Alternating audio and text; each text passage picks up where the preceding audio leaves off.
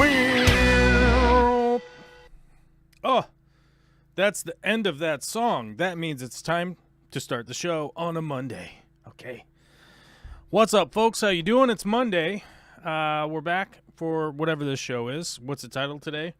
What up, nerds? That's right. You nerds? I'm nerds too. That's good, right? Good thing. It's a good thing to be a nerd. Don't get down on yourself for being a nerd. It's a good thing. Anyhow, moving on. It's the beginning of the show, so I have to do all of the crap. You, if you are watching, there's like a 1,000 things that you have to do as a viewer, right? It certainly feels like it. Anytime you turn on something nowadays, you have a bunch of stuff you got to do. Well, let's get through it. Let's get through the paperwork. First off, like button. It's stupid. Who cares? Push it. Subscribe button. It's stupid. Who cares? Push it also. Notifications? Sure, do that. But really, watch all the content, including the stuff that I made that is private and unlisted and unable for you to access. And don't tell me for a second that it's too difficult to hack into YouTube to look at the unlisted stuff. You do it all the time. Don't lie to me. I know you. I know you do it all the time. You're constantly hacking into YouTube and watching unlisted videos. I know it. So just do it. Anyhow, that's all that crap. Important thing for viewers following later that are not here live, like these folks over here in the side chat. Over here chatting in the side. Those people are here. You're not here. You are in the future. You're a time traveler. Or you're just late. Right? If that be the case, you are a member of Replay Team 6. Leave a comment that you're Replay Team 6 and you're here and where you are from. Or, frankly, start a wild argument with somebody in the chat or in the comments. Start a crazy argument in the comments with each other because apparently that's good for engagement. People screaming at each other in the comments is good for engagement. That's why we have people like Steven Crowder having 8 million subscribers, right? Because people yell at each other in his comments because he's a ridiculous fool, a buffoon, if you will, and then they yell at each other in the comments, and then that video gets pushed out because people are engaging with it. Okay. Shout out to everybody in the chat, but let's start all the way back. All the way back at the beginning. Zipgun, first to the chat, first in our hearts. He's sitting on hold right now. He actually called in on the green room. He's on hold, but we'll get there in just a second. Quickly followed by Randall Bowman, Frank Dominguez, Linda Worth, Aubrey, Rusty, the Nano Aquarium guy, Alyssa Bentley, Janice Lumberg, Steve Bearteach, Janice Lumberg again, Salient Aquatics, Aquatic Moose, and Rebecca Lowry. How's Rebecca Lowry doing today? We have to get Rebecca, write out let us know how you're doing. Let us know how you're recovering. We want to know.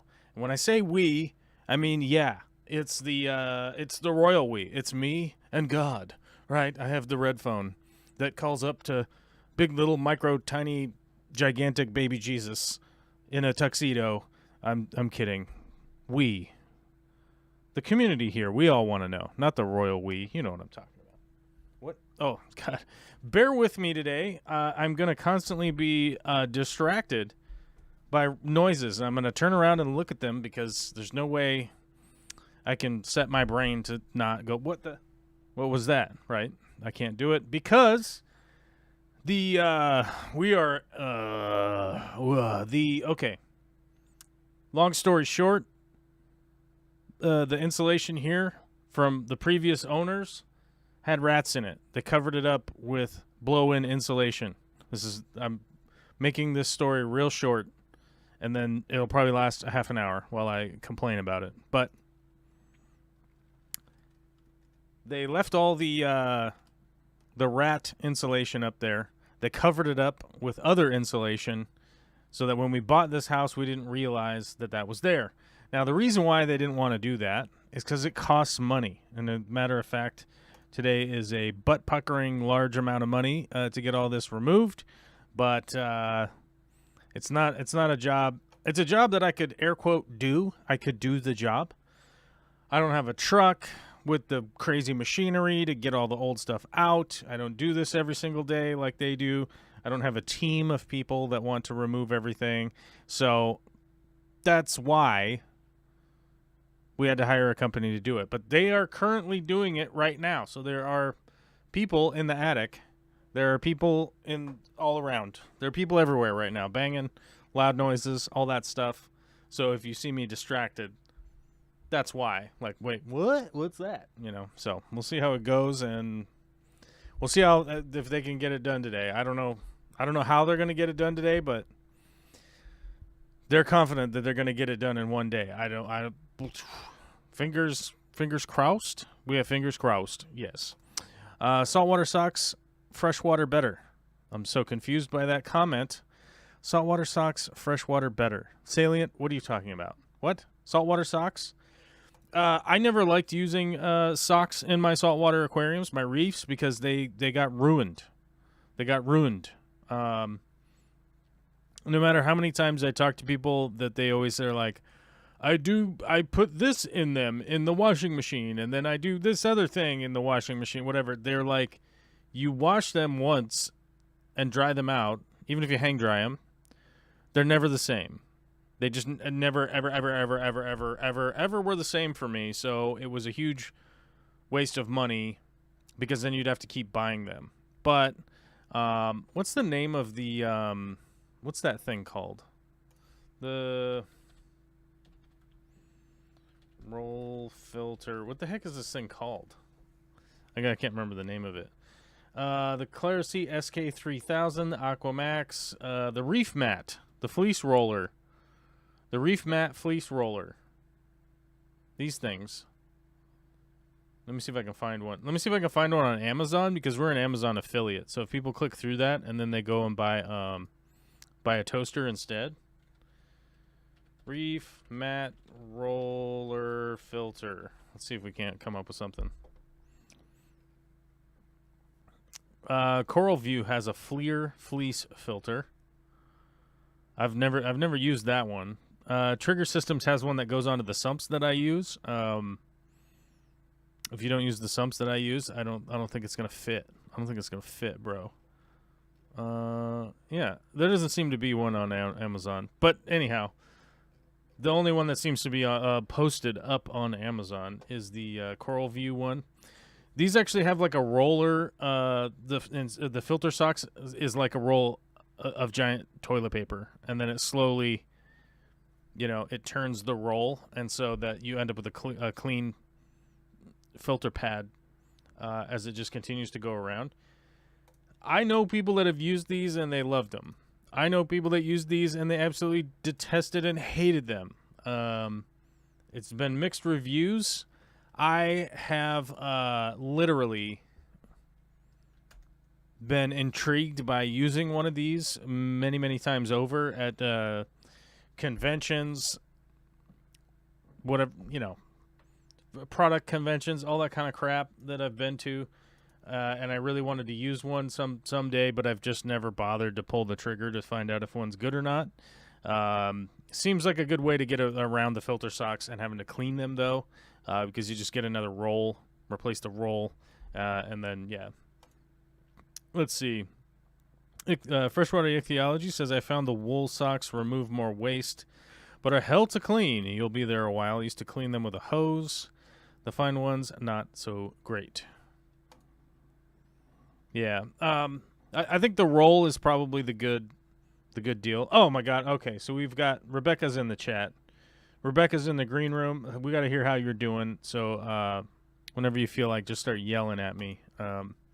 Unmute yourself, and then because you muted yourself. I can't unmute you. You have to unmute yourself. Skog Shrimp and Stuff says, "Oh no, I'm late. Don't worry about it. I was early today because all the insulation people are here now, and so they're not going to be gone. It's not like they're going to be gone. So I wanted to get them here, and then it was like, let's do some streaming. But let's deal with some of our paperwork while we can. We went up to 106 members last week. but I'm not sure what happened. We went back down to 96. 10 of them disappeared right off the edge of the flat Earth, or into the ice wall, I guess, which is weird now that the flat earthers, once Game of Thrones introduced the ice wall, suddenly the ice wall showed up in the flat Earth lore. I don't think that's I don't think that's a coincidence. I think that's connected. I think that those two things explain each other. Right. The ice wall is what keeps cats from knocking things off the flat Earth. Oh, there we are. The ice wall. That's right. You know what's weird? I never heard about the ice wall previous to Game of Thrones releasing the ice wall theory. But I think the ice wall existed in the books, but I don't think the flat Earth people are very much into reading. I don't think. I don't think they're big readers.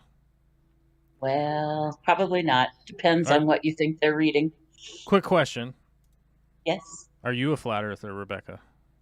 Hell no. Okay. Just had to verify before I said all flat earthers are morons.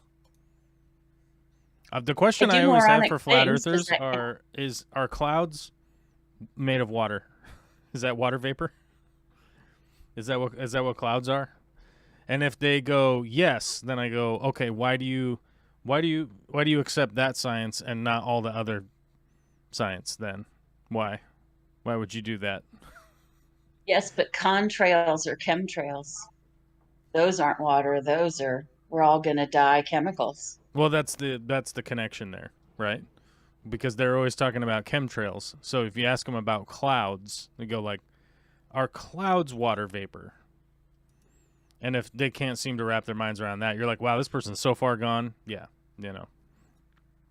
they're so far down their weird rabbit hole. There's probably no bringing them back. And you can just go like, all right, well, good thing you work at Arby's because they have the meats. Hard to buy ammo if you don't have a job. That's right. Exactly. So how are you doing? What's going on?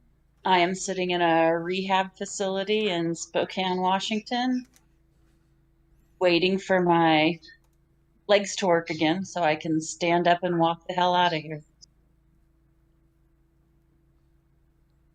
Trying to stand up. How is your leg doing? I saw that you posted your wound on the old interwebs there.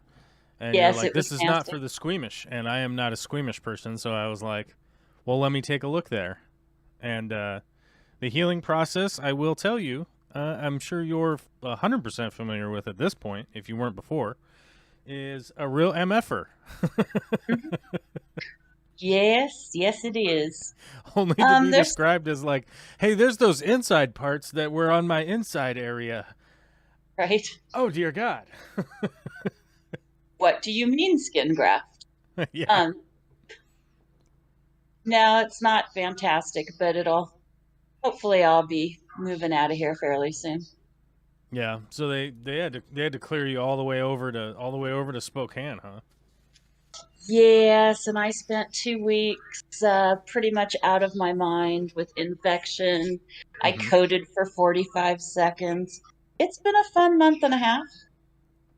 Yeah. Since January 31st, I've been in some facility or another. It's a bit much. We need to see an upswing here, right? Indeed. Yeah. Yeah, because initially, didn't you have like, and I don't want to be wrong here, although I have a feeling I'm going to be wrong. Okay. Didn't you have like a colitis type situation going on that then led to an infection or something like that? Yes, cellulitis into sepsis. I was in the hospital. Sepsis. Okay, yeah. I was in the hospital back in September, and we think that they may have missed a bug when they sent me home. There was still something. Something going on there. Yeah, I had. And then I got. I had necrotizing fasciitis in my leg. Ew. From a old brown recluse spiders. Major ew. You were showing off your wound, and I was like, "Yeah, man, I know that feels right there." It's like some son of a bitch with that water pick thing that they use. Look, Well, they had to surgically put me under to debride it. It oh, they was did. huge. Oh, they did. Yeah. Okay. Ironically, it doesn't hurt now. You can touch it and poke at it. And That's great. That's great. That's yeah, what they want. That's what you want. You got to get to that point where it's like, can you just kill all the nerves in that area so I can't feel it anymore? right. Well, it's like Someday. when I set. So what's weird is everybody knows about my thumb wound, right? Because I talk about it fairly often about how fucking stupid that was. But right here on my wrist, I actually detached like this big chunk of my hand right here, Ugh. right on my wrist, and you cut some of the what do you call it? What are those things called? Tendons? Yeah, those Tendons, things. yes. Those things. The things that make your Things. fingers fing, right? I was going to say the things that hold your hand on and make the fingers work. Yeah, they do the finging, right? It's for, as some people say, finger blasting, right? They're doing that. But yeah, that's separated out of there, and when Yeah. they kept having to debride that, and they kept thinking like, oh, this guy's gonna freak out, and that was one of those times when I was at the ER when they asked me, they were like, "Are you on drugs right now?" Because I'm like, "Oh wow, look at that, that's crazy. Look at that, that's my tendon. Hey, do you got like a poker stick so we can like poke the thing?" And they're like, "Are you on drugs?" I'm like, "Not right now, you know." Like, what are you Could I talking about? be? No, Is like that it's an just. option? I'm like, I can't really feel it anymore. Like this hand is so effed up that I'm like, I can't feel. I can't. There's nothing. I can't really feel what's happening. You know. So pretty Right. funny, but yeah. Well, I'm glad to hear that you're at least in good spirits. So that's good. Well, there's not much else to do. I mean, I want to get the hell out of here and get back up to my cabin, Yeah. be able to start doing the day to day. I lost several of my pets through a fuck up with that area, so it's just not great Oh, that outside. sucks. What pets did you lose? I had 4 Shih Tzu, and a lady was Oh. supposed to take care of them. And a week after getting them, she said, I can't deal. Threw up her hands and turned them over to a rescue. So I'll be lucky if I get one back Oh my because the God. others all been adopted out. That is crazy. That wouldn't be my word for it, but okay. I don't want I'm to demonetize you. I'm just trying to be relatively kind. I I mean, know. I already made fun of flat earthers.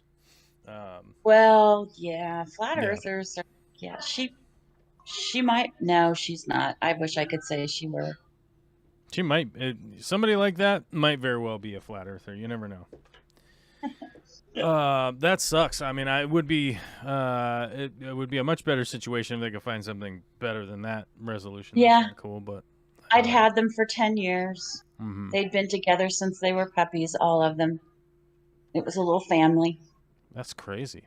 That is crazy. Anyway, enough about my drama. Yeah. Well, I mean, Nerd on. well, it's interesting and it's always good to share. It's true. It's true. It's better to get it out there and at least like I don't know. Maybe there's some weirdo listening in Spokane that's like, "Oh man, let me help," you know, Well, that would be or cool. some weirdo in Okanagan or something, you know. Well, yeah, two up. Who knows? They're scattered to the winds. They got sent west of the mountains. Okanagan is chock full of abandoned and lost pets or found pets. Yeah, There's no. Yeah. I would love to own a farm out there. Okay. I'm game. Yeah, I'd love to own a community project out here, but it's hard to find non-nerds or non-heads. Nerds are fine, but people who will actually work with you when it's time to set stuff up. right. Oh, Yeah, we'll cross that bridge when we come to it. No, that's not how insurance works. yeah, exactly. It's like, well, it's one of those things that like, my generation, whatever the hell I am, like, I'm not Gen X, I'm not millennial, I'm one of the weirdos in the middle. Right. But my generation, right? And these people go like, yeah, I want to do all of these things and whatnot, and you realize like you know, the lack of advocacy for the policy prescriptions that would have helped us along the way were all stripped away by a pretty selfish generation that decided that, oh, we'll just make everything available for us to take advantage of, and then here we are in 2023, and they're going like, well, why don't people own houses, and why don't they have this, and why do you have school debt, and why do you have all this crap, right? You know, it's like, Right. well, hey man, like, do you think the people that are 35 right now or whatever are the ones that built this system? Like, Right. what? Like, what are you talking about? You And know? yet, those are the people that are supposedly lazy and, you know, Right. They're just not, lazy and entitled, you know. Yeah. yeah, idols. Right. It's Working not that I'm entitled. I working saw a 70 great hours meme. a week. Working 70 hours a week trying to get by, you know. But Saw yeah. a great meme the other day saying, I survived the bank crash because I didn't have any money to begin with. Yeah, yeah. Yeah, when weird niche banks in Silicon Valley go under, rarely am I ever affected by it directly because yeah, I didn't have any money invested in weird random stuff. But the underlying issue with like the SVB, like that Silicon Valley bank, is like Right. they were holding on to money for a bunch of small businesses, right? You know, a bunch of small businesses that like were unable to cover payroll and stuff like that. So they ended up getting bailed out because, you know, they had all the small business money that needed to go to the people, right? And then they ended up getting a bailout, even though they're doing this insane nonsense. The guy's like right above me right now. Oh, okay. The rat guy. And I've got people talking in the background that I'm trying to keep out of your stream. Oh, I wouldn't worry about it. But the guy's like, he's like directly above me right now. I wonder what he's finding up there. Sounds like he's finding a lot of interesting things. Rat carcasses.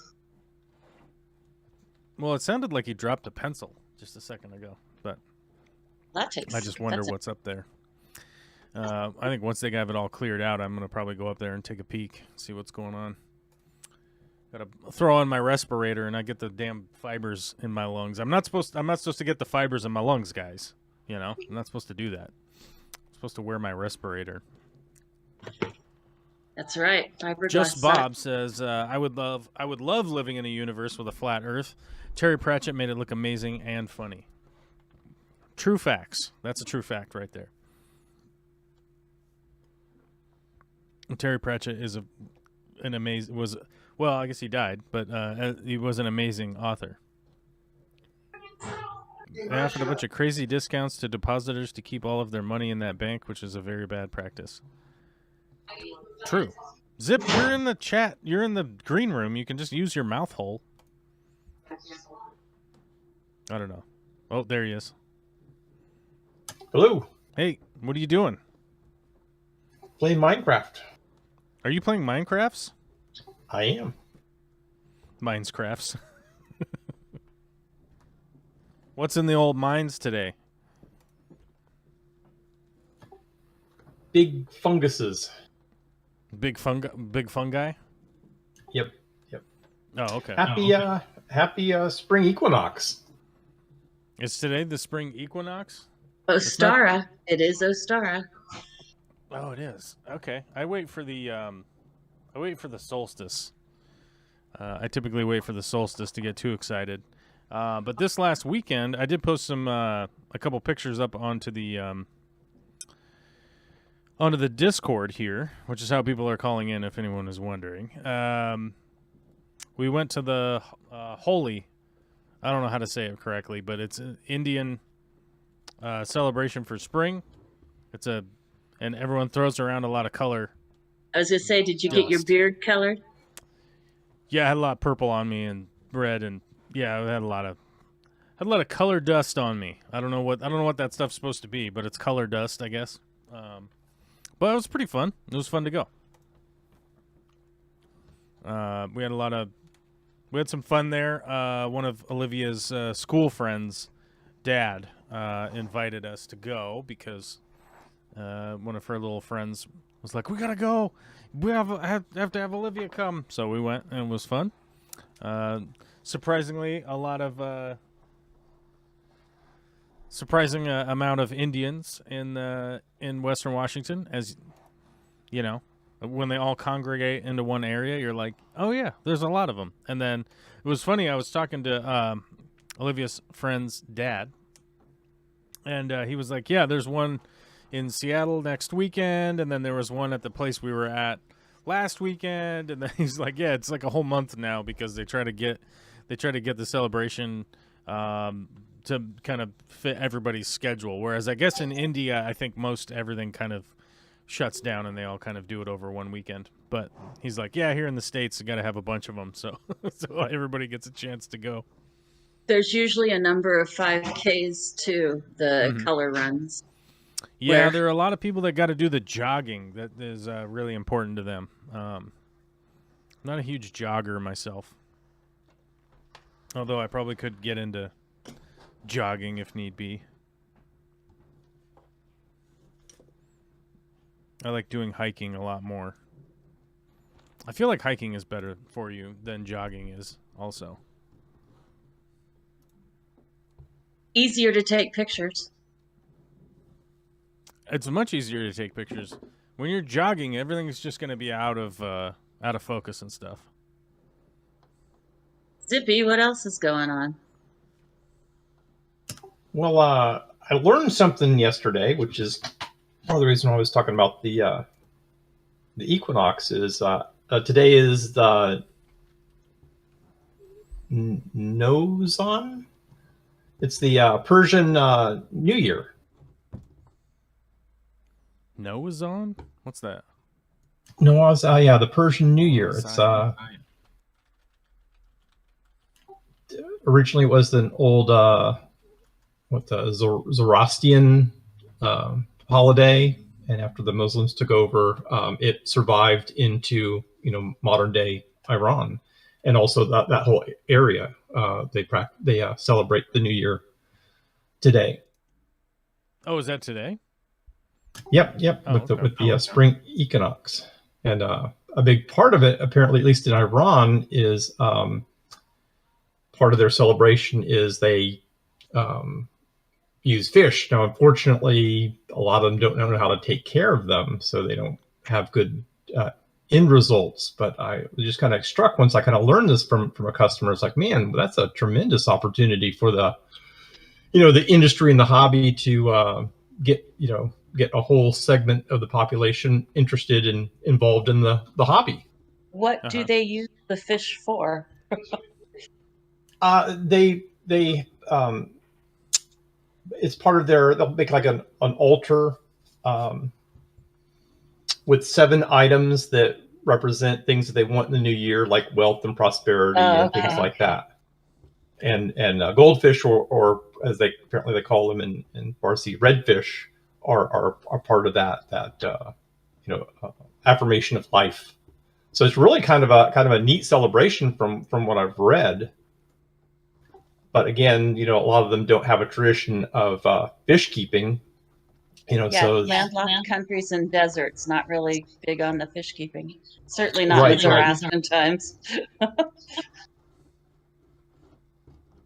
Yeah, but like I said, it seemed like a tremendous opportunity because a lot of them might be interested because they want to have their children involved and things like that. And I was just thinking, man, that would be an opportunity to get people to, kind of update their celebrations and for us to support as the hobby to support their customs, but also get them involved in our hobby in a way that's very, very affirming.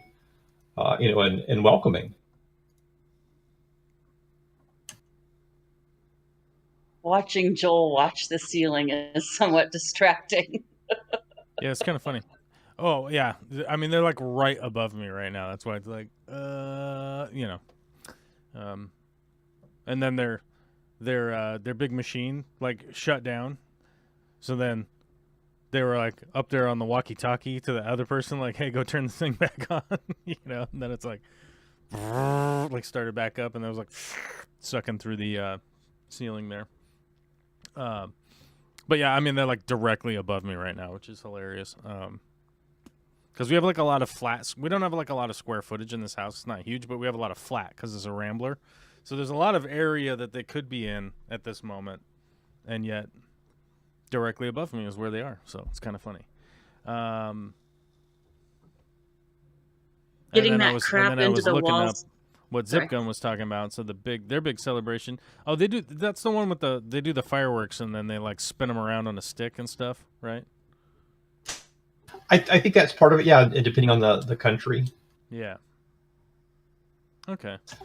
But I mean, I'm all for like pretty much any kind of celebration, really, when you get down to it, because there's normally like food, and people are generally pretty happy, having a good time. There's music, all that kind of stuff. I'm into it. I'm into it. You know what I mean? Yeah, but we were just talking to the people. It was obvious that they didn't really know how to take care of fish, and but it's part of their tradition. It's like, man, that's So I spent some time trying to educate them, trying to push them into a direction that might have a better result, something where they could have something beyond just the day and an unfortunate end result for the fish. That's a good idea. It's interesting. I see several of the sort of more far out YouTubers traveling in that area of the world. I see them in Turkey and India and Dubai, but Iran's kind of a hot spot, so nobody's going there. Right, but say it's a lot of Iranian diaspora also celebrate, and the number of other ethnic groups such as the Kurds, the Stan countries, apparently they all celebrate the holiday, and even minorities in India and Armenia and in Georgia. So that whole area, apparently it's still pretty big. See, people are like making fun of the fact that someone could come through the roof right now. The thing is, oh yeah, it would be great if a foot came down. They could. I mean, not for you, but for us. They could come through the roof at any moment, all super spooky, like this. I got my spooky ghost light on now. There we go. I was going to make the suggestion that you mean Georgia, the Eastern European country, not Georgia, the state. Just for those who are wondering. Correct. Georgia, the state. Good point. Very different. Don't go to Georgia, the state. I don't like it. I can't assume that people know about Georgia, the Eastern European country anymore. It's yeah. Well, I mean, considering all of the current political unrest right now in Iran with all the protests and everything, and then they jailed tens of thousands of people. I don't even know what the number is, and I'm sure any accounting of it is probably short. I wouldn't go to that country right now either. Especially as an American, you'd probably be received on the ground level by most people in a good way, right? And most people would probably be totally cool with you. But the government really isn't going to be very happy with you being there at this point. So I really don't think it's advisable, but you never really know. Salient Aquatics says, all right, I'm done annoying you guys. Got to get back to real life. Talk to you later. Awesome stream. Video liked with a green check mark. Okay, good. Yeah, so I wouldn't go to Iran, but Turkey I would probably go to. There is a war currently going on in Ukraine, so I probably wouldn't go there. Poland is right on the outskirts of all that, so I probably wouldn't go there right now. Things are probably a little tense there, I would imagine. But I think right now, like, the bigger issue is the travel cost, to like going to Europe and stuff like that. I'm just not sure how much the prices are kind of outrageous at this time. I was considering like trying to go to Europe this year and hit some events, but I don't know. Without like a company sponsoring it or something, I don't think it's going to be possible this year. Hopefully next year when more of the consumer flights and stuff like that kind of bounce back, it might be worthwhile. But also, and your house isn't eating your money. I don't know. Well, the house is eating money. That is true. but necessary, but yeah. I mean, it's it's one of those things. Like, it's very easy to sit down and go like, yeah, this is necessary. We have to do it or whatever. I don't know. I guess like hypothetically that softens the blow, right, or whatnot. But it kind of just is what it is. Like just I don't know. I don't know how to I don't know how to speak on this as like a regular person. So let me get my brain straight here. Yes, the house is eating up a lot of cost. It has been pretty costly to have moved up here, but there's like no regrets on that necessarily. I did the finances have been pretty stretched right now, but and on top of that, like, the cost of going is not only like airplane travel, but like hotels are more expensive, food is more expensive, local moving around is more expensive. A lot of the people that I would rely on to like help with that stuff, so not businesses, but just people. I don't know if they have the I don't know if they have like resources the or extra connections. income right now for it's like if somebody was gonna pick me up and give me a ride, like Johan. Like Johan was driving me around. He basically took the week off. We at the time, we didn't spend a crazy amount in fuel, but it wasn't a zero. And we definitely went around and we did a lot of stuff and we did a lot of things, and that cost money. But I don't know right now on the ground level of going like, hey, I'm coming to Belgium or something, and then be like, hey, who can I network with that has like availability right now? Because some of the people I've talked to are like, man, things are kind of rough right now with heating costs and electricity and all that kind of stuff skyrocketing on them. So I don't know if it's like the good time to go, but Right. Well, investing more in our local stuff will be what does it. Yeah.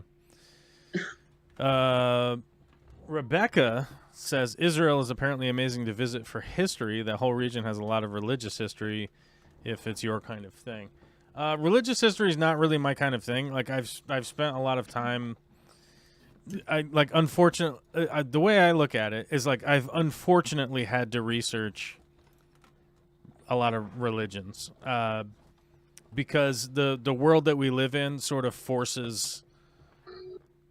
It's like a requirement for me to acknowledge like everyone else's weird, hokey religion that came from some tent, 1,500 years ago. Some guy decided that there was an important guy with a beard or whatever, and we have to just continue to follow those rules forever, right? Like that's the world we live in, because people's religion is so profoundly important to them that you have to learn about it.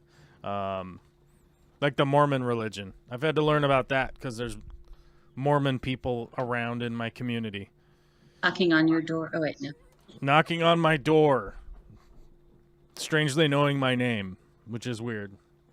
But it's through no motivation of my own. It's literally they're just here exposing themselves to us. Us. And when I say us, I just mean humans. Right? Coming to the door, got a book. They got their magic underwear on. I now have a vision of missionaries stopping and throwing open overcoats to show their magical underwear as they expose themselves to us. It's the magic underwear thing. Yeah. Thank you. And the thing is, like, I respect other people's religions, but I've, having lived in the States, most everything in the States are influenced by the religions that are here.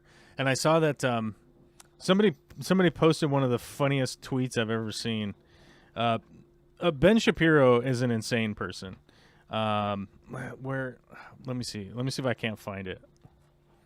I think I remember who posted it. This is the funniest thing. And just for credit's sake, that was Freshwater that said that Israel is apparently amazing. Right.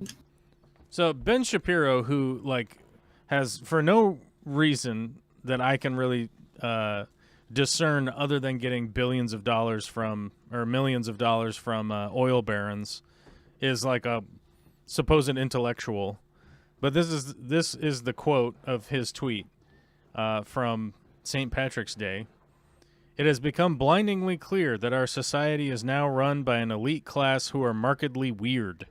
They demand control over our lives, then demand we approve rebuilding entire systems around their personal oddities. Which is quite odd, and my response to that was, wait, did he accidentally identify the influence of the church on our day-to-day society? And it's just a reality of the world that we live in, right? Is that like these tax-free businesses have just existed for hundreds of years. They don't have to pay taxes. They don't have to do anything. They're just autonomously floating around in our society, and we have to deal with this nonsense every day. Anyhow, moving on from hokey religions. Hero Shot Aquatic says, "Hey Joel, my tap water has 0 kH, GH of 4, about 6.6 pH, and 60 TDS. Bring on the crystal shrimp." I suppose you could bring on the crystal shrimp. The bigger issue would be, what is the TDS? Yes, you have like a lower pH. You have a lower pH, but things that are in your aquarium would easily swing a pH that is 6.6 coming out of the tap. If it is 6.6 pH out of the tap, is it all year round? Depending on where you are in different municipalities, the pH will swing pretty wildly from your tap. And most people out there, they don't pay attention to it because there's really no need for them.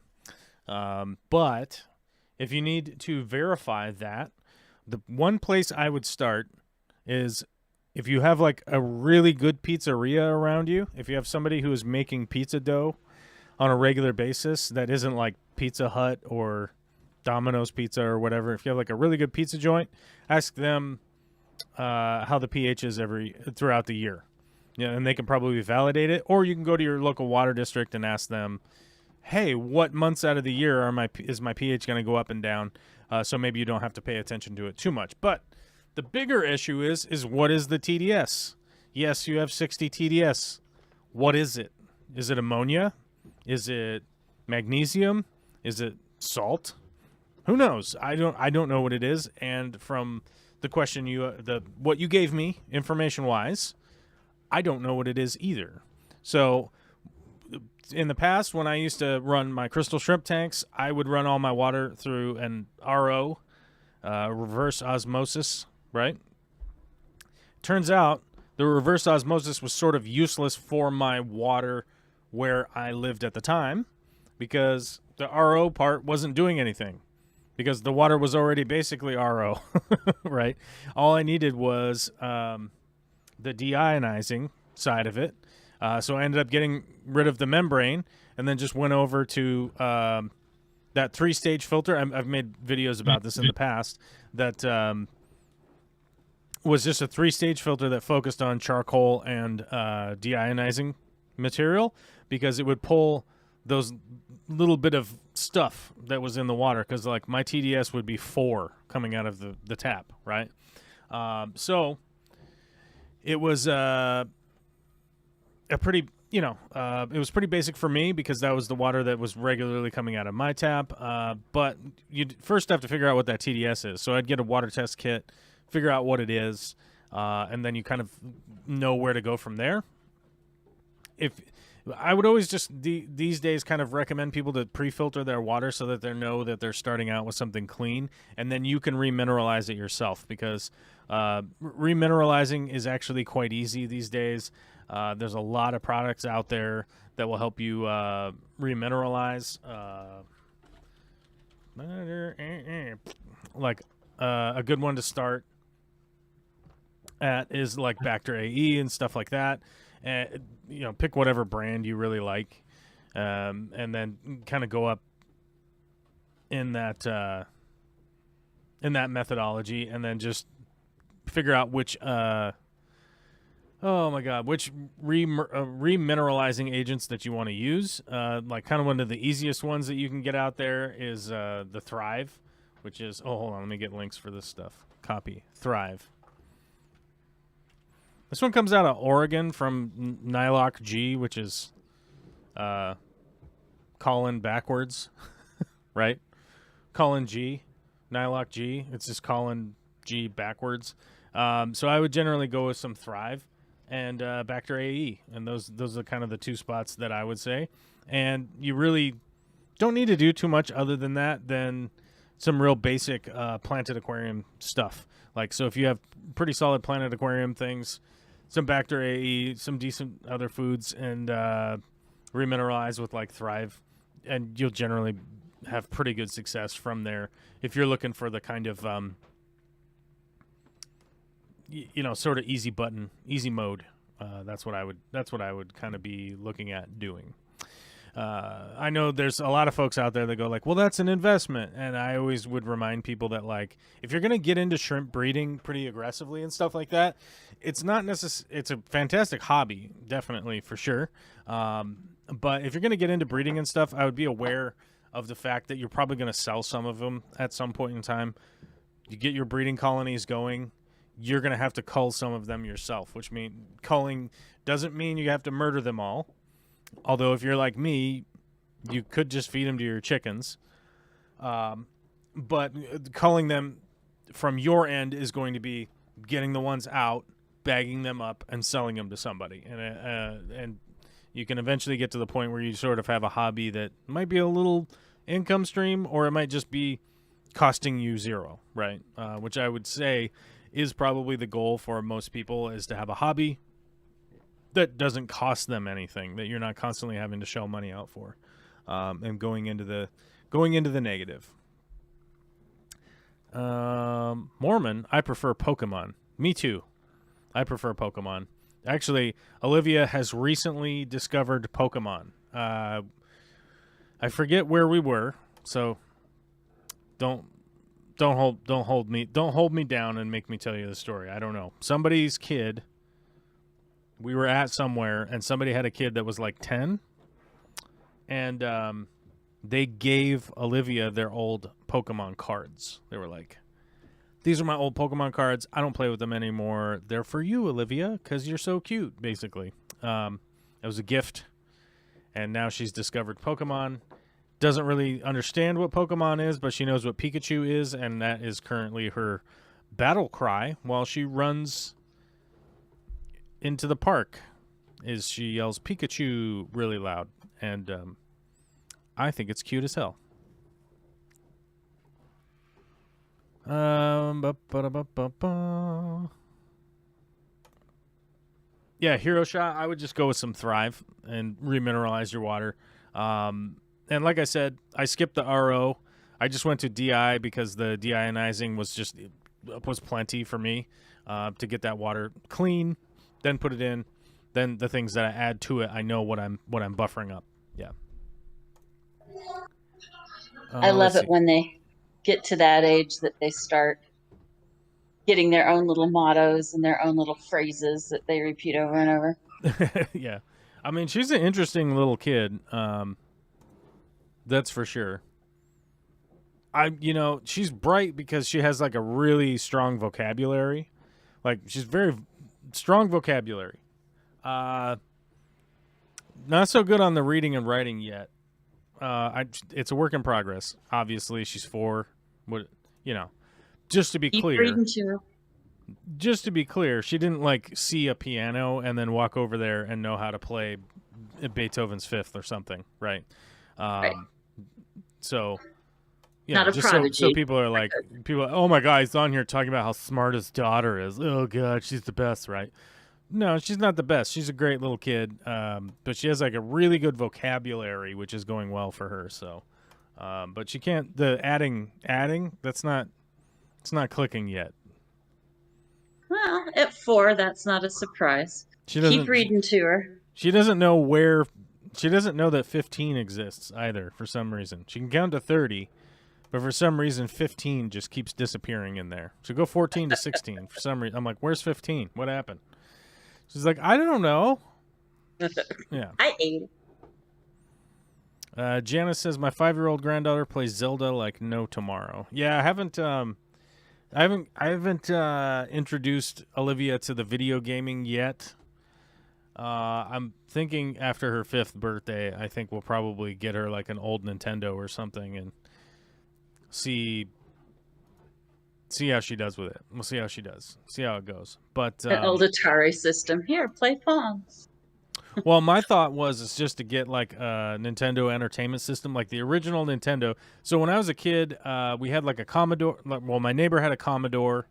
My other neighbor had an Atari, and I had a Nintendo. So I played all the early stuff, right, for sure, when I was little. I think it was my 4th, maybe 5th. I think it was my 5th birthday Christmas that I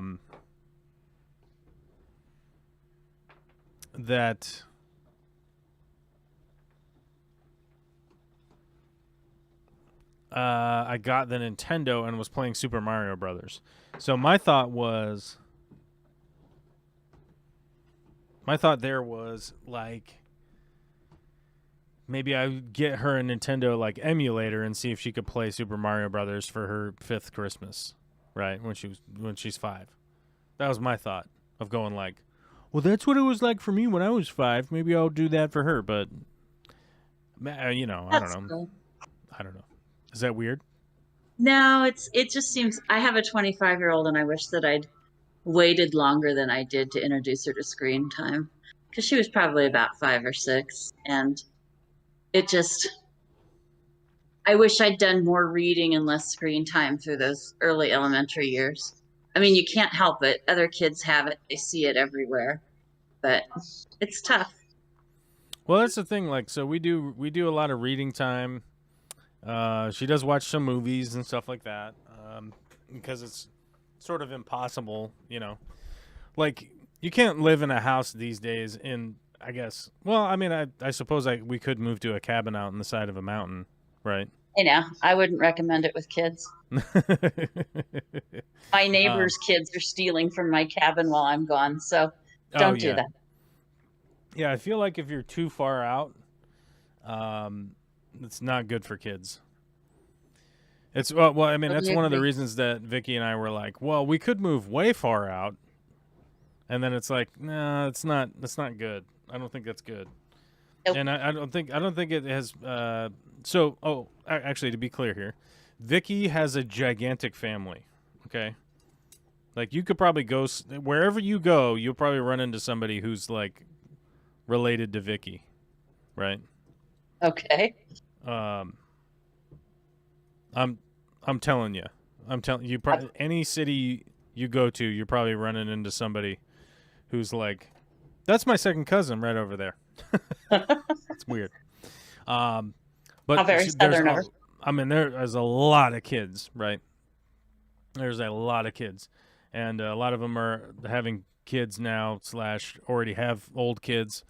You know, like two of Vicky's 1,000 cousins, for instance, have eight kids. Wow. From 24 years old, 25 now, I think, maybe. From 25 years old down to a baby. But there's a lot of, I don't know, there's all of them, right? And just out of that group there, you could get a good assessment of like, well, how'd you raise these kids, right? You know, and I think that there is definitely a mixture of, you know, outside time, inside time, family time, and it really, I think honestly it boils down to, if you spend time with your kids, they will just be better off adults. Like, agreed. I think that's the big key, right? Because, you know, kids go to school, they're going to get the repetition of this is the letter A. Okay, write it down. No, write it down again. Write one more. Keep writing it. We're going to keep writing it for the next couple of years, so you might as well be keeping writing it, right? So there's a lot of that stuff. They're going to learn a lot of that stuff, but I think the the most well-rounded kids are the ones that like have spent time with their parents, right? Right. That doesn't mean every waking minute or anything like that, but just that their parents are around and engaged and going like, "Do you like baseball?" And they're like, "No, I don't really like baseball." Like, all right, let's do something else then. You know, like let's do something Right. other than baseball. If you don't like this, let's figure it out. I gotta drop my screw. What? I dropped a tiny screw and I have no idea where it went. Ruh-roh.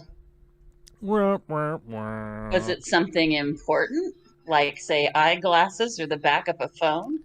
It's the back of this. It's a phone. It's a little camera case, a little Of tiny course. screw, and it isn't supposed to come out of that hole. But boy, howdy, it came right out of that hole and went flying. Oh well, There's we'll figure it a out. glasses repair case in your future. About the only place you can get teeny screws anymore. Oh no, check this out. Hold on. Of course, my video has delay, so you say check this out, and I'm still looking at the back of your camera frame. Yeah, I have cases of tiny screws. Of mini screws, yes. I've long since been of the inclination There to you do go. to do the grandpa thing of get those little Plano kits, and you That's get all right. these tiny screws from stuff, and you just put them in there, and then you put the case up on the shelf, and then 9 years later, you're like, holy crap! I need a M3.2 millimeter weird fine Right. thread hex bolt thing that goes into a computer case or something, you know, and you're like, where the F am I going to find that? And it's like, go grab that case, look through it. Oh, there it is. Okay. All right. Hope Moving I on. not misplaced the mini screwdriver from something else. That's all just in my regular tool stuff, so that's not a problem. I keep the teeny tiny ones with my computer stuff rather than my actual tools. Otherwise, they disappear in the bottom of the toolbox, never to be found again. Yeah. Okay, well, now that we've computer geeked. What's that? I said, now that we've computer geeked. Well, yeah, you know how it is. I do. Mickham is here. Hey, Joel, everyone just dropped in. Any experience of...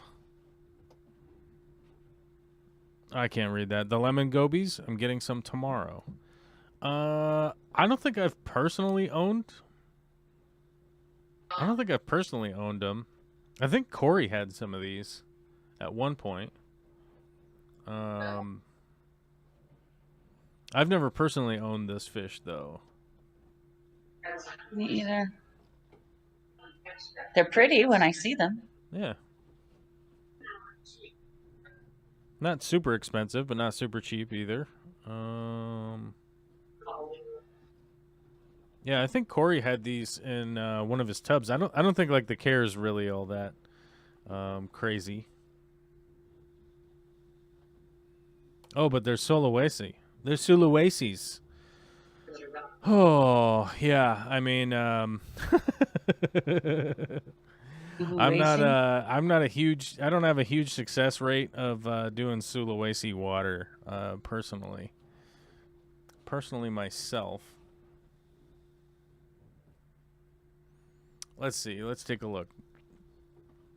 Here's their actual taxation article from 2001.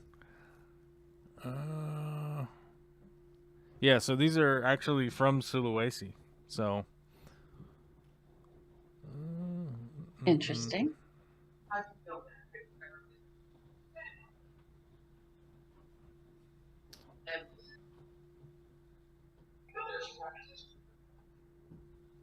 Now I just want to try to pronounce it. Megaloglobius. Megalogobius. There we go. Yeah, I didn't even try. I always F it up. We could look up the pronunciation. Let's see. I was forced to take Latin for a year, but I've slept since then. Oh, you could get these from Aquarium Glazer. I've been there.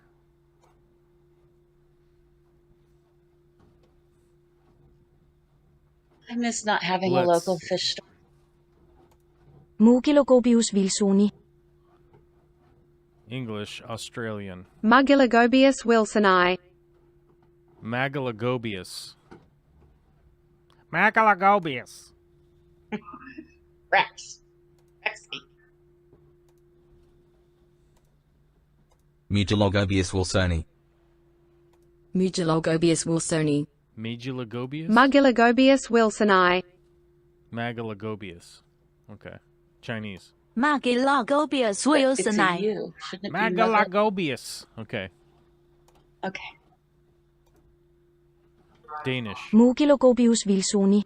Magalagobius. All the fun accents. Mugilogobius wilsoni.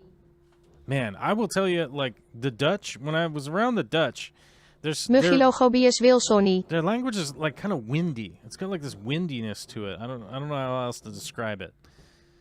And I have to admit, I just, like, I can normally kind of pick up on what's going on just from people's body language and their sort of intonation and things like that. Like, I can kind of figure out, like, what's happening. But when I just listen to the language, man, I do not know what's going on. I do not know what's happening. Yeah, the non-romance languages are just tough. You know, we hear enough Spanish, even those of us who aren't around a Hispanic community, we hear it on TV and everywhere else, that eventually you can sort of work it out, and French and Italian sound just enough like it that you can almost get what's going on. But man, the non-romance languages, whoosh, right over the head. Yeah, it's a hard one. Well, Mikkum speaks Swedish, I think, right? I think Mikkum's Swedish. All I have for you is the Swedish chef, and I won't insult him. Sorry, got nothing. Yeah. Bark, bark, bark, bark. First you take a cheeky, here cheeky. I mean, I don't know if the character is essentially racist or not. I don't think it is, but it's definitely making fun of people, that's for sure. But it's a funny character if you can put that aside, right? So he's doing something goofy. What can be said about all of the Muppets? It's true. It's true. Although Bugs and Honeydew Labs, where he doesn't have eyes at all, just glasses. Who are the Muppets band? Like the Muppets band members? I'm trying to remember. There's the one... Animal, Doc. The dog is Doc, I think. The bass No, the player. dog is... Who's the bass player? Oh, the chick. The girl. I think she plays guitar. She's holding a guitar, and he's holding the bass. Maybe he's not. Maybe I she's thought the bass Doc player? was the guitar player. That's hard to say. Maybe Now we they have have to two look bass up. players. Maybe the Muppets band has two bass players. Which Muppets were in the band? They made their debut in 1975. 1975's The Muppet Show, Sex and Violence, the pilot for The Muppet Show. It was called Sex and Violence? Oh, it's Dr. Teeth. Dr. Teeth on vocals. Dr. Teeth is the piano player. Animal on drums. Floyd Pepper on vocals and bass. Janice on vocals and lead guitar. Okay, Floyd Pepper. Let's see. Floyd Pepper. Floyd Pepper is the one that reminded me of my dad when I was a kid. Oh, how funny. Although my dad didn't like play And guitar or now anything. for another Muppet. Oh, good, But Mike. I'm glad that you was the weren't character insulted. that always reminded me of my dad. Even though, come to think of it, he doesn't really look that much like my dad. Or I guess my dad doesn't look like a Muppet, I guess would be more clear, right? That would probably, yeah. I have a friend who looked like Beaker and was terribly insulted when you told him about it. Oh. But there was really no avoiding it. Oh, Zip Gun? I think you're right. Dr. Teeth is a spider, I think.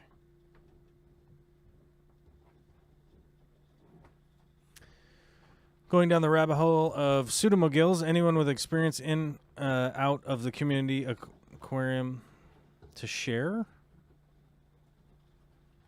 Anyone with experience to share? Is in raising them alone or raising them in a community tank? I mean, I guess if you, like, had a I guess if you had a question, I mean, it's easier to answer like a specific question. I've had pseudomagills like a couple of times. I never really found them to be all that difficult. I think I only got them to spawn once because I had them like in a tank where Fry could, eggs could like hatch and make Fry and not be consumed. But yeah, I never really found like anything like wildly that difficult about keeping them. So yeah, I don't know. I kind of put them in my mind in the group of the clown killies because I had those guys around the same time. For whatever reason, I kind of got into them at the same time, and that's when I had them. So, and I found clown killies like super easy to reproduce. But I know a lot of people are like, "Oh my god, that's insane," and I'm like, I just never had a problem with them, and they just kept showing up on all sorts of stuff. Like, I think I wanted to say it was like 2 years, but let's say it was a year. But I had taken down a couple of the clown killie tanks and had some of the wood and rocks and stuff like just sitting somewhere, and then obviously put those into some other tanks later on.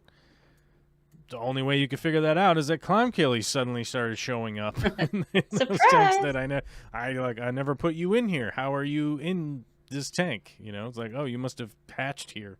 Okay. Lots of oxygen and clean water. Yeah, I mean, let's be honest with like any small fish, lemon gobies, pseudomagills, rasboras, anything small. A good rule of thumb with anything small is clean water, right? Like the only fish that can really and this is a very big generalization, the only fish that can handle really dirty water is big fish, right? Like big fish can handle it, but big fish need a big amount of water, right? So that's why I would say like sort of the rule of thumb is that you have like a reasonably small tank with small delicate fish. They all pretty much need decent decent levels of oxygen and clean water. Make sure that you're doing your water changes and stuff like that. Just think small, delicate, got to be clean, right? That doesn't mean bleaching anything or anything like that. That just means doing small, fairly frequent water changes. I think realistically, at the store level, we see a lot of benefit from multiple water changes a day. We don't do like massive water changes every day, but each tank, I'd have to go look at the timers, but I think each tank gets 2 little water changes a day. It might be 3. I'd have to go check. I forget what we have them set to now, but like, working at the store, all those little water changes really benefit all of the fish that we have there because we have large loads of fish in relatively small tanks. So if you just kind of downsize that yourself and you make sure that you're doing a water change and keeping up on clean water, you're going to have success. I mean, that's what it's all going to boil down to for almost 99.5% of all hobbyists is like, wow, if you keep up on this, it will, it'll prove dividends, right? Like it'll just do well. My Luminatus pseudomagills spawned every day if I fed okay in moss on wood close to the surface. If adding new moss twisted around the old every second day, you get a lot of eggs to collect. yeah, that's the thing. Pseudomagills can be boisterous in the community setting, so curious about their behaviors. Oh, okay. Here's the thing. Like, I've never really found, any of the smaller fish like that can be a little bit aggressive, they're generally sort of more territorial aggressive as opposed to like predatory aggressive, right? So generally speaking, if you have too many fish and not enough space for everyone to have their own little territories, you might have to consider taking some of the fish out, like lower the population a little bit, so that they can be more comfortable in the space that you're allowing them to have. Then on top of that, if you are providing that kind of space with territory, that means that they're going to be breeding, right? So territorial fish are generally territorial because they're trying to breed and they're trying to make more fish. And if you are making more fish, generally those fish grown up in that environment have a tendency to be a lot less aggressive with other fish, I guess, if that kind of makes sense, because they've grown up in the environment of having the other fish there, right? Like, I just think that that's just an easy way to go. But if you're keeping up on the maintenance, you would probably recognize most of those things and be able to address them pretty easily.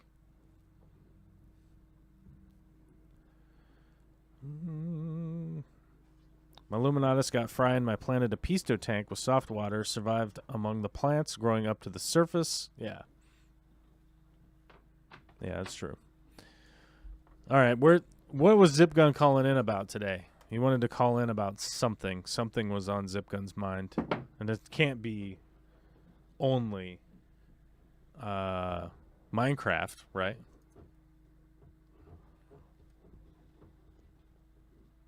No, it was just the Persian New Year.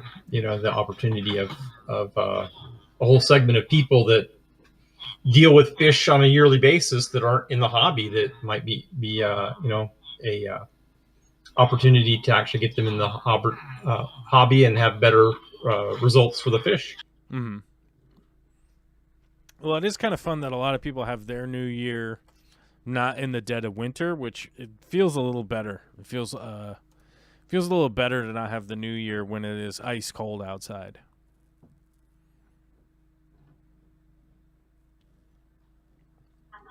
My New Year's it was like Halloween. 65 degrees and sunny. They're basically celebrating the New Year, and it also kind of makes sense because green stuff has started sprouting, right? Which is good. It's a nice time of year too because it's kind of away from a lot of the other big holidays. Mm-hmm.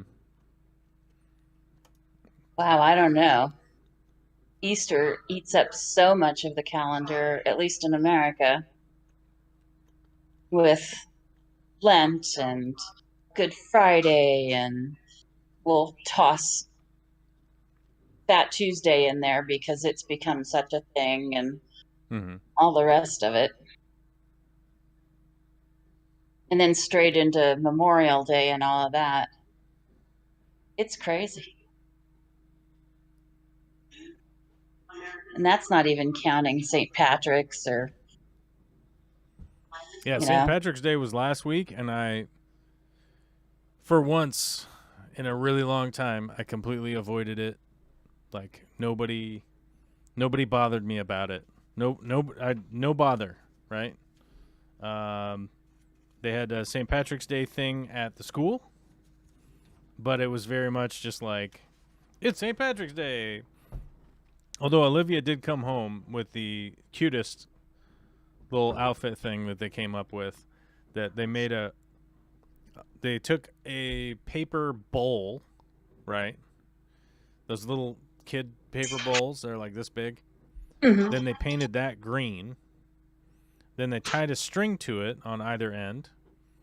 And they tied that to a paper beard that they cut out from the paper that they painted, or that they colored red. And then they colored a mustache in paper and then cut that out and stuck it onto a popsicle stick. And so they put the little bowl on their head that was green, and then it had the beard hanging down. And then they had a little red mustache. And that's how they were being cute. Little St. Patrick's Day leprechaun character. Pretty ingenious. Not a whole lot of expense thrown out. Not a lot of money wasted on that, and it was pretty cute, I have to admit. The best St. Patrick's Day meme I saw was the day after, where they said, "See you in May when we're all Mexican." When everybody's Mexican. Yes. That's right. It's a celebration coming up. Well, next is Easter, right? Yes. Next is Easter. When is Jesus this year? 16th? 23rd? 23rd. Hey, there's somebody new in here. Where is Easter? this year. April 9th. 23rd. Nope, it's the 9th. 9th? Okay. You're about to get you about to get early Easter this year. It's coming up. Since I'm not going to the con, I don't know the day of Easter. Which con? Norwest Con. Oh, Norwest Con? Yeah. Yeah, I have a lot of memories from going to Norwest Con that I can't talk about on this live stream. Scotland's here. What's up, buddy?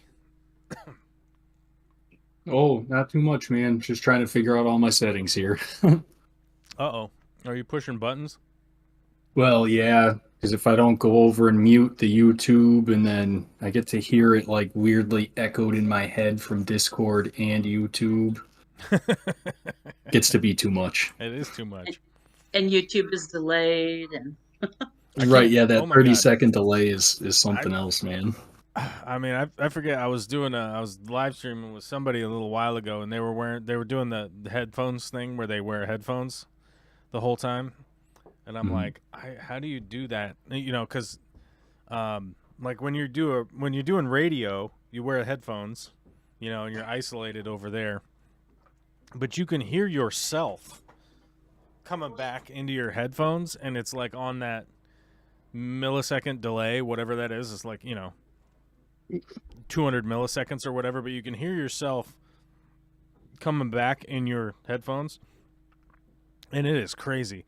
I don't know how people's brains like work their way around it. It trips me up so much. I can't even make heads or tails of it.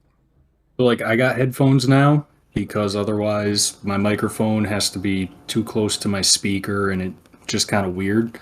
Oh yeah. But I got like really nice headphones, and they're super comfy, and I could like hear colors with them. It's amazing.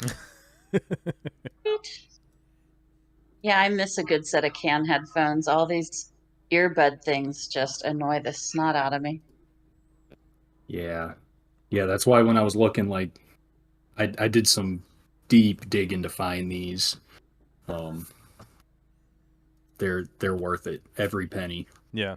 I mean, I always wear can headphones. I can't do the earbuds things. Like, I got some right here. I always wear cans because I just can't do the earbuds. That just drives me nuts. And they fall out all the time. I don't know about you guys, but nothing quite like $100 pair of earbuds just falling. You know, Yes. I'm working up on a ladder or something, and it falls out of your ear, goes flying down there, skitters under some mud pile. Like, oh, that's great. That's down in the mud. Okay, that's garbage now. Yeah. Right? Whereas I drop these off a ladder all the time, and they still work, which is surprising. One of the few good things about wired. I actually prefer wired. Oh no, these are Bluetooths. I can't have no wires. I'll I get caught know. in a saw or something, and I'll rip my neck off or Right. something. I'm not using a lot of saws these days, so I can go with the wire. Well, you know, everyone has the opportunity to saw, right? Yeah, I can't saw with these. These are wired. I've got things to build when I go home. Lots of things.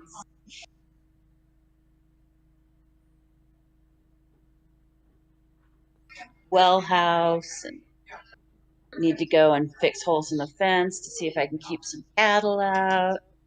Fun times.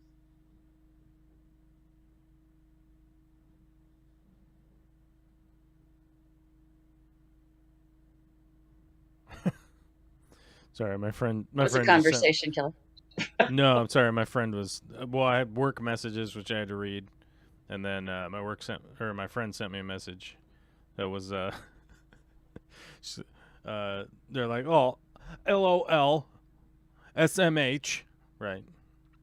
Laugh out loud, shaking my head. School, full-time job, part-time job, pastime job number 2, and part-time photography business. Yeah, we're just lazy AF. It's like, yeah, you're just lazy. You need to go do more stuff. Right? Which is a good buddy of mine that I'm trying to get to work on making some content, but as they just described, they are wicked busy. Those are the people that I was helping them with their project a while back. Okay, cool. All right, we're good. No emergency service calls coming in. That's good. When I have that many messages coming in, it normally means that like something is broke, you know. Like the other day, the actual Aquarium Co-op retail store was half of the fish wall was out of power because of the old wiring that is in there is not great. So I have to replace stuff pretty regularly in the old store too. Oops. Which is great. It's great. Keeps in paychecks. Does it? Okay, well, I hope so. Oh yeah. I mean, I do get paid by my job. Yeah. So Okay, good to it's know. true. It's true. And I do all get the a paycheck. multiple busies. You know, if you're making good time or making good any money enjoying what you do, it's fun to be able to do a number of things. Well, that's the thing. Like, I had a bit of a meeting last week, and we were kind of discussing some things, and it's not anybody that you all know on the internet, but an important person. And we were discussing a few things, you know, and we were talking about the value of like, well, you know, it's like, well, why do we go to work? You know, we go to work so I can support the family, so I have time to spend with the family, which means if you're working 100 hours a week, it doesn't matter how much money you're making because the thing that you're trying to do is spend some time with your family and take care of your family. Otherwise, if you aren't doing that, what's the point of this whole thing, right?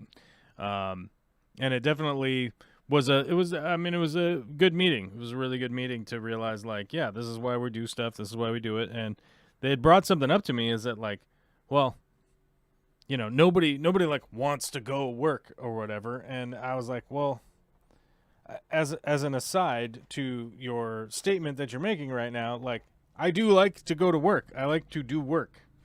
I definitely love doing work. I like doing projects. I like doing things that most people don't. And actually, I might be assuming that most people don't. Maybe most people like to do stuff. But I could be wrong. I don't know. I could be wrong. Maybe Instagram and social media has spoiled the fact that like maybe there are a lot of people who like to do work. You know, I think more people would like to do work if they felt like they completed something. I mean, that's Yeah. really the problem with office jobs and such, is it just goes on and on. It's more drudgery than, Right. look, I completed this project. I have this, and now I can move on to something else. Right. Yeah, I mean that's the thing. For me, it's like I will always fill my time up with like projects and things to do because I like doing them. You know, and it was kind of funny because someone had asked me a while back that they were like, "Well, if you won the lottery, would you just keep working?" And it was like, "Yeah, I would keep working." I mean, I don't know that if I had $30 million in the bank or whatever from like the Powerball or something, I don't know that I would keep working for the exact company that I work for and the exact position that I do. Right. But yeah, I would definitely still be working on stuff. That's for sure. Right. I talk about that with the old guys at work a lot. You know, they got 2 or 3 years to retirement and they're all, oh, I want to hit the lottery, you know. Even if I hit that $1 billion one lump sum payout that guy got in California, I think I'd still show up to work and do what I do. At the same job? Yep. At the same job. That doesn't make any sense, Steve. I like what I do. Well, yeah, I know that you like what you do, but you could also do what you do, like, independently, you know? No, I can't actually, because I could never personally get the government contracts for it. To be clear, you could hire some of the old guys and do it independently I and get suppose. some of those contracts, right? That's all I'm saying, is that, like, Maybe. you know, you could take the business structure that you work for, right? If you had $1 billion, right? Like, let's be clear. $1 billion is a shitload of money. That's an insane amount of money. That you could literally build the business that you're doing now, but make improvements on it comparatively to how it's done with only the profit motive in mind, right? Yeah, Or buy I'd the probably existing. just yeah, I would probably just buy the existing business, to be honest. Or something like that. Yeah, make improvements or whatever. Hmm. Gary Chaudarau, I always mess up saying your name. Is it better to remineralize my RO water in the trash can where I gather it or in the fish tanks? I would always do it outside the fish tank itself. And the big reason for that is that, like, if you're remineralizing in the tank, it's very difficult to make adjustments once it's already in the tank. So normally what I would do is, just like with a reef, let's say I'm going to do a 30-gallon water change, right? Just for a number. I'm going to do a 30-gallon water change. I'm going to make 30 gallons of RO. I'm going to make enough to top the system back up to test it because of evaporation, because however long it's been. Then I'm going to take out 30 gallons. I'm going to put in 30 gallons, right? I'm just going to do that straight swap over. Then I'm going to let it sit. I'm going to let it mix, probably test it the next morning, see where we're at. And then if I need to bump those levels up, then I can. Because it's much easier to bump the levels up than it is to bump the levels down, right? Because if I needed to add, say, some more calcium, whatnot, into my reef, for instance, I could mix up some, add it to the sump, let it mix into the system, test again, and then see where we're at. Because you can always go up. It's like cutting lumber or cutting steel I-beams or whatever. You can't cut it longer, right? Measure twice, cut once, because you can't cut it longer.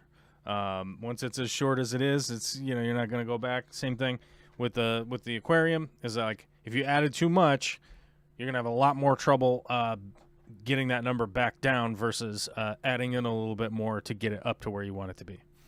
So I've always mixed it outside and gone that way because I get a lot more consistent results and don't compound minerals within the aquarium. Yeah. Oh my God, Alyssa has a dentist appointment.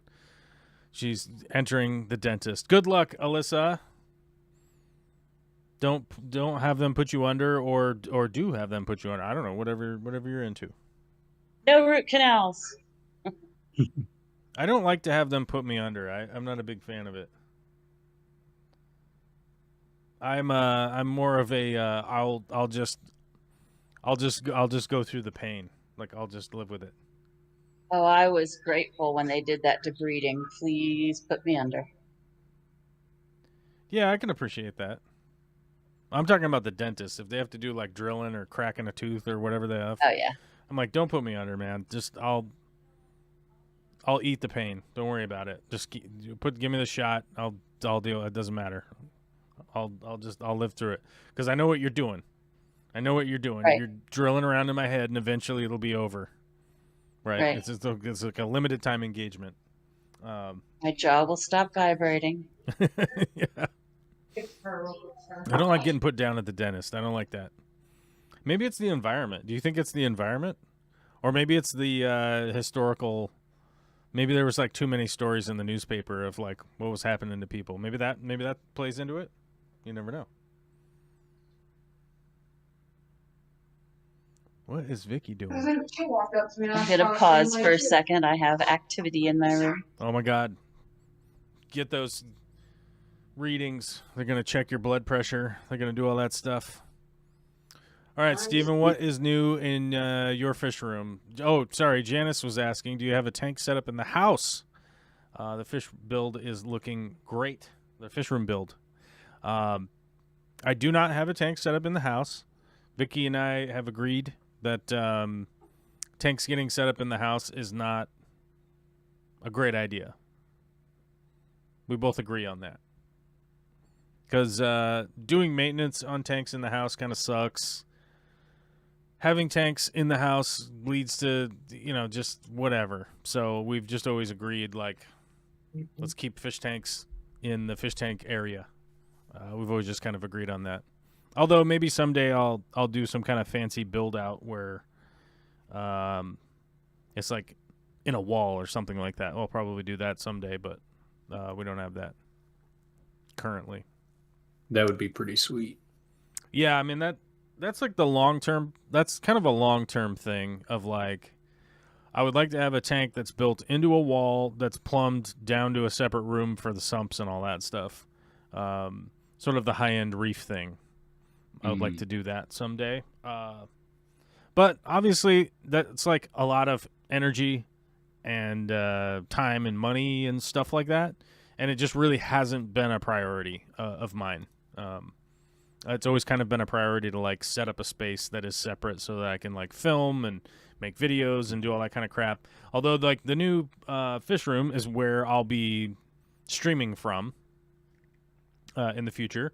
So that'll be pretty cool because then I'll be able to set up some streaming cameras for the live stream, and you'll be able to like check in on the fish tanks when we're live streaming. Like if we're, heaven forbid, we're live streaming and I got to poop or something, I can click over to the live feed on the video or on the aquarium and be like, that's what's happening in the aquarium right now. And I didn't realize like how much of a niche that there is like for people to watch a fish tank. I didn't realize that until I realized like how many people actually watch the Murphy stream at on the Aquarium Co-op. Like there are a lot of people that like actually just watch the camera that is in the live stream that's in the store that's pointing at Murphy's tank. I didn't realize that until every once in a while Murphy will be doing something really weird or being sick or something. And I will start to get emails from people that are like, Joel, can you check on Murphy? I'm not sure what's going on. He's acting weird, you know? And I'll be like, dude, you went all the way down the rabbit hole to like email me because the fish. Okay, yeah, I'll go check. I'll see what's going on, man. It's all good. I'll be down there tomorrow or whatever. Yeah. So maybe someday I'll just set up a live stream of my aquariums that just comes live when the lights come on or something. People love it, you know. Even when I was like first kind of getting into it and setting up had a couple of tanks going, I had people telling me, oh, put a little camera on it and stream it. I was like, huh, that's weird, but no. The only problem is like when you have a camera like that that's streaming at all times, like you always have to remember that thing is streaming, right? You don't accidentally like forget your pants one day, and then get kicked off the internet, right? You don't want to be canceled because you just forgot to wear pants, right? Yeah. I don't want to have people looking at my buns. That's not cool. OnlyFans fish stream. The OnlyFans Only fish. fish. Only fish, right? Only fish. We started a new website that is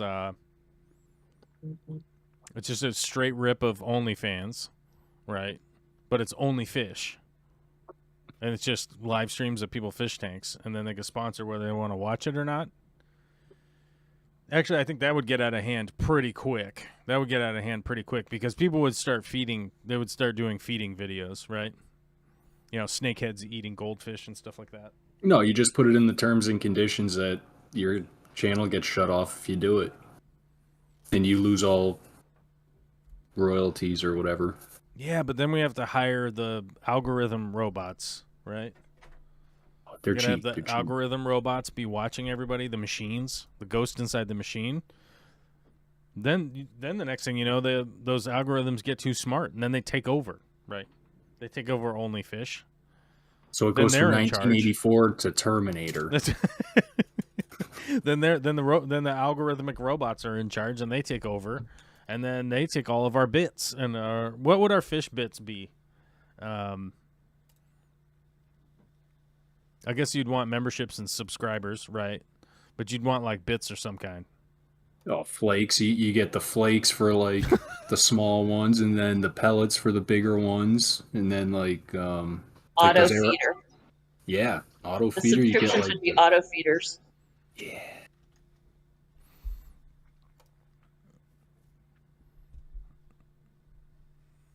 Oh, is that actually what he calls it?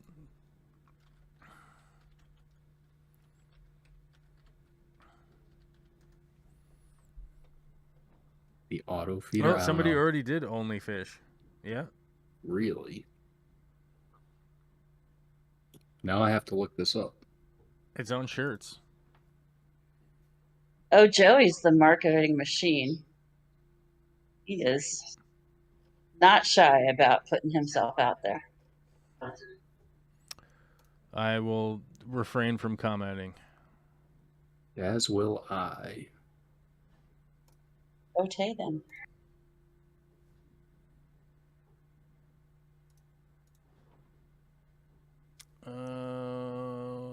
Well, dang. I guess we have to come up with a new idea.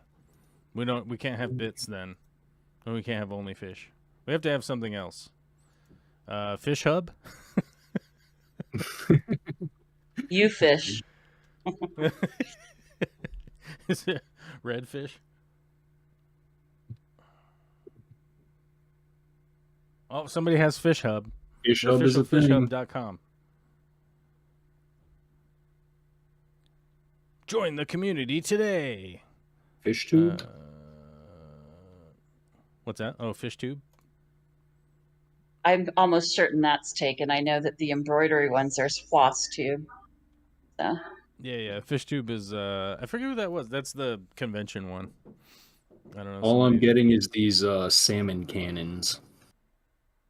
I mean, we do know the guy who, part of the community here that worked on the salmon cannon.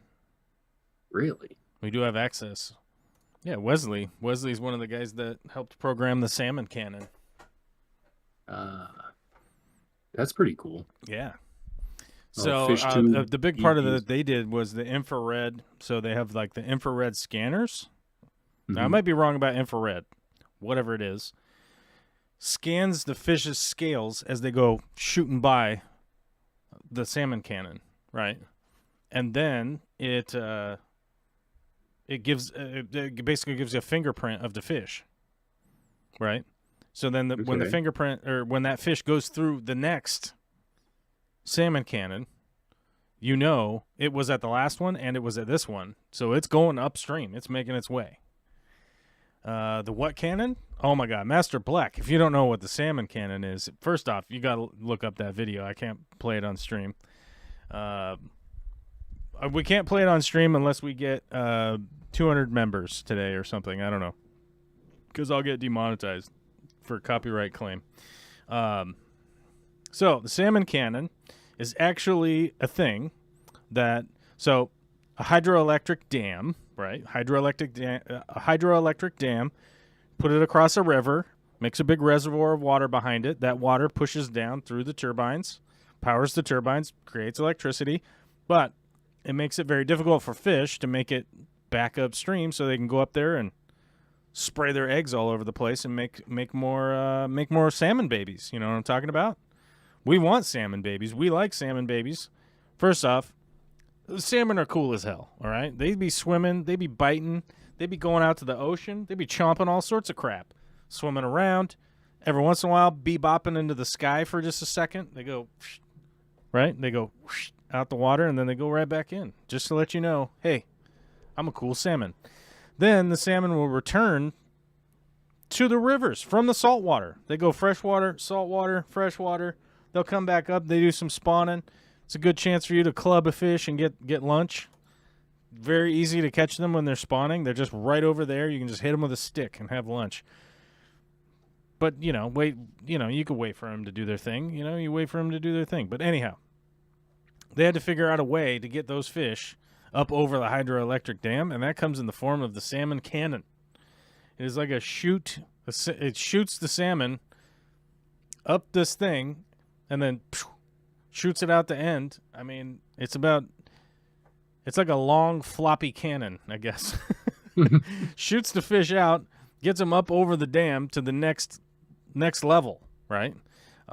Here in Western Washington and throughout Washington State runs the Columbia River, the majestic Columbia River. And I got to tell you guys like a personal story about the Columbia River. Remind me that in just a second. So The Columbia River, I think, has 15 hydroelectric dams on it. So each level, you got to get that fish. Hold on. How many hydro dams on the Columbia?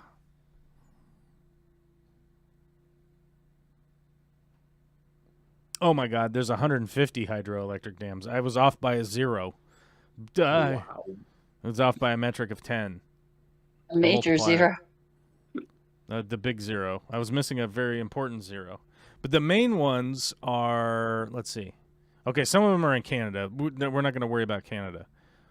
Washington State, 1, 2, 3, 4, 5, 6, 7, 8, 9, 10, 11, 12, 13, 14, 15. There are 15 major ones in Washington State. So I think that's what was happening. But there's 150 and 250 reservoirs. Okay, cool. All right. I was about to lose my mind. I'm like, there's 150 dams. I feel like I've been to all of them, and there's no way I've been to 150 dams. If that was the case, I would be having problems. Okay. Now, to get up over those dams, you need that salmon cannon, and the salmon cannon's very important. They get up there. Next thing you know, their eggs and semen are everywhere, and then, boom, you get more salmon next year. Right. It's dope. It's good. We like it. Everyone likes it. No one dislikes it. Everyone likes the salmon. Everyone respects the salmon. Okay. Now, from a personal standpoint, I have been in a lifelong love affair canoodling the Columbia River. I've been in pretty much every section of it. I've been, as I mentioned, to the dams. I love hydroelectric dams. I have a powerful lust for hydroelectric dams. I think they're rad. I don't know if I'd ever want to work there or do any of that kind of crap. I'm not really interested in that. But I love hydroelectric dams. I think they're fascinating. If I can go on a tour, I love going on the tours. I don't know. I'm a nerd, and I like the Columbia River, and I like fish, and I like plants, and I like that crap, and it's very exciting to me, and I'm like, this last year, we got to go to, oh, God, which ones did we go to? We went to Rocky Reach. We went to the Grand Coulee, and one other one. I'm trying to figure out, what was the other one we went to? Okay, hold on. We went to Mud Mountain. We went to Grand Coulee. We went to Rocky Reach. I think those were the 3 we went to last year. I think that's right. Yeah, I think that's right. But anyhow, we went to those.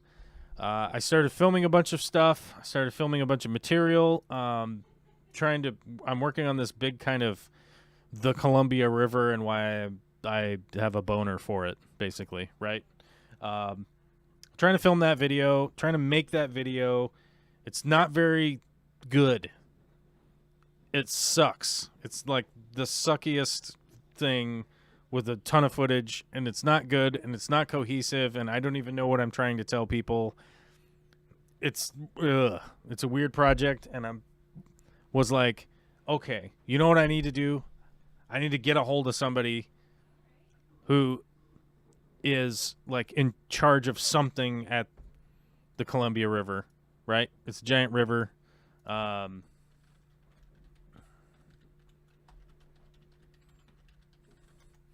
So you find out that the Columbia River has what are called a water masters, right? Those are the guys that will tell you about all of this stuff, okay? They'll tell you about all of this stuff. They know everything that's going on. They're the final say in the use compliance, where the water's going, what's going on. They're the head of it. They're called the water master. Now, here's what's crazy. The water master for the Columbia River, his name was Tyler Roberts. I went to school with Tyler Roberts. Turns out Tyler Roberts went and got his master's degree. He went and got his bachelor's degree in geography. Then he went and got his master's degree Then he went and got his doctorate. Then he went on a bunch of years of travel to work on his doctors, to become a water master, blah, blah, blah, all that stuff. He ended up becoming the water master of the Columbia River Basin. I didn't know that this was the case. I only know that this is the case because his obituary came out 2 days ago. I got notice of his death 2 weeks ago. But his obituary came out. I read his obituary. And I was like, what the fuck? I am an idiot with a YouTube channel. I'm an idiot that is trying to engage with community projects. I'm an idiot who's trying to... I don't know what I don't know what I'm trying to do. I needed help on a project to do a video that's probably going to be seen by 1,000 people. I don't know. I need some expert input. And it turns out the expert input was a guy that I knew when I was a kid. He was like a year, I think he was a year younger than me, maybe two. Maybe only 1 year. Yeah, 1 year younger than me. He said he was 41. In the small world that we live in, had I like contacted him, but you don't think like, oh, I'm going to contact the water master of a major river in the, it's weird. But he passed away. So there it is. And what's crazy is if you actually go look it up, here's his contact information. Right on the Department of Ecology webpage, and I'm like, what in the F am I supposed to do with that now? I don't know. I don't know what that means. It is super weird. But alas, I can't contact the water master because they're that's going to lead to they're not there, right? So it was very weird. It was That's very crazy. weird, and I don't understand. I'm gonna be honest with you guys. Like, I don't understand how to deal with this kind of like weird information like that, where you go like, man, I just really need to get a hold of somebody at the Columbia River because I really want to do this Columbia River video, and I have all this footage, and I got underwater footage, and I got drone footage, and I got all this wacky nonsense crap that I've been filming and this and that. I do have some footage that's illegal, and I can't put that out because I found out after the fact that I wasn't supposed to do that. But needless to say, I would have not put that out because we're not going to jail, folks. But then it's like, oh, it really wouldn't have been that big of a deal had I contacted the water master, because he would have been like, wait, is that Joel? Wait, from what? And I'd have been like, oh my God, is that Tyler? From what? Oh my God, let's go high five each other and run around, But strangely enough, he passed away. So that's a bummer too. I guess this is an upside. I don't know. There's sometimes you just go like, I guess maybe there's an upside that he doesn't have any kids. So, but that's pretty morbid upside. I don't know really how to make heads or tails of. Oh my God, I'm getting messages again. It sucks. And as you get older, it's going to happen more and more. Trust me, I'm 10 years ahead of you, and it's bizarre. Yeah, it's weird. It's so weird that like people in their 40s keep dying. I don't understand that. It doesn't make any sense.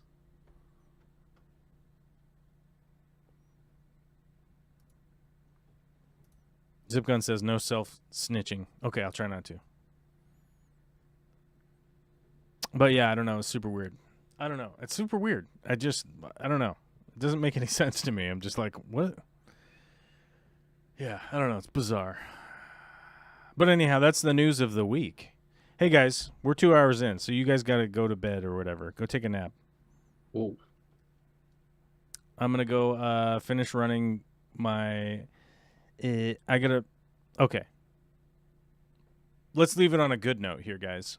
right now I'm talking to my HVAC guy, and he's trying to find me a little mini split for the fish room, and he's got questions, which I'm going to need to answer. So, you know how it is, right? That's good news. I'm hopefully I can get a scratch and dent one. Have a good week. All right. See ya. All right, guys. You guys be good. Get out of here. I'm going to get out of here. I'm going to go run my electrical for the mini split. I'm going to get that done. I got to cut a hole in the wall, put in a disconnect, land my home runs, and it'll be ready. And then I'll send a picture to my HVAC guy and be like, look, it's there, wherever you want it. Wherever you want it, baby. I'm going to put the electrical disconnect right where you want it. You know what I mean? So I want to say thanks for everybody for hitting the like button today. Did we get any? My God, guys, we didn't get any super chats or members. Oh my God, no new members today. What are we gonna do? We're a failure. We're failing. But I can give a big shout out to all of the green names and members in the chat. Thank you for being a member. If you are a patron, thanks for being a patron. Thanks for supporting what we got going on here.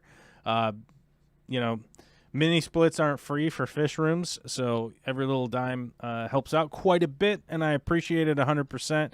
We're doing the best we can to get more fish content to you, but apparently sometimes the Watermaster dies. It's wild. It's wild stuff, but Wild Stallions rules, right? I think that's how that goes, right? Wild Stallions? I thought it was just wild horses.